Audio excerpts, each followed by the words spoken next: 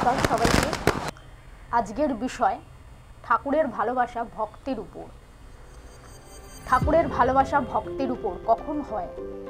যখন ভক্ত তার জীবনের ভালো এবং মন্দ সবটাই নিবেদন করতে পারে, তখনই কিন্তু ঠাকুরের ভালোবাসা ভক্তের হয়।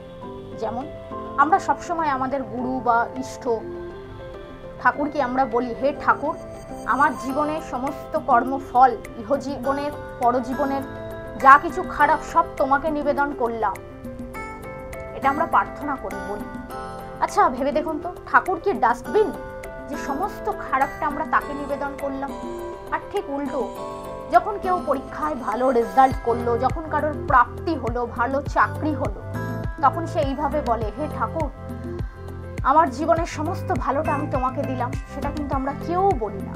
অর্থাৎ সমস্ত খারাপটার বেলায় আমরা ঠাকুরকে দিচ্ছি, কিন্তু সমস্ত ভালোটা কিন্তু আমরা ঠাকুরকে দিতে পারছি না। এটা কিন্তু ঠিক ভালোবাসা নয়।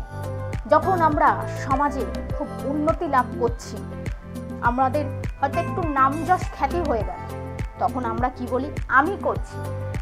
কিন্তু যখন আমাদের জীবনে দুঃখ কষ্ট আসছে, তখন বলছি, ভগবান তুমি নেই, আমার আজকের এই পরিস্থিতির জন্য তোমার দায়ী। না, এটা হলো ভালো বুদ্ধি নয়। ঠাকুর বলছেন এটা হলো মতুয়ার বুদ্ধি।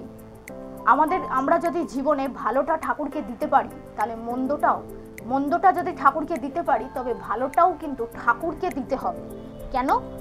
ঠাকুরকে যখন আমরা মন্দটা দিচ্ছি, ভালোটা দেব, তখনই কিন্তু আমরা ঠাকুরের ভক্ত হতে পারবো, ঠাকুরকে সত্যিকারে ভালোবাসতে পারবো। যেরকমটা আমরা কথামৃতে পাই, ঠাকুর কেশবচন্দ্র সেনকে ভালোবাসছে। কেশবের অসুখ ঠাকুর মা কালীর জন্য, কেশবের জন্য দাক্ষিণী মেনেছিল।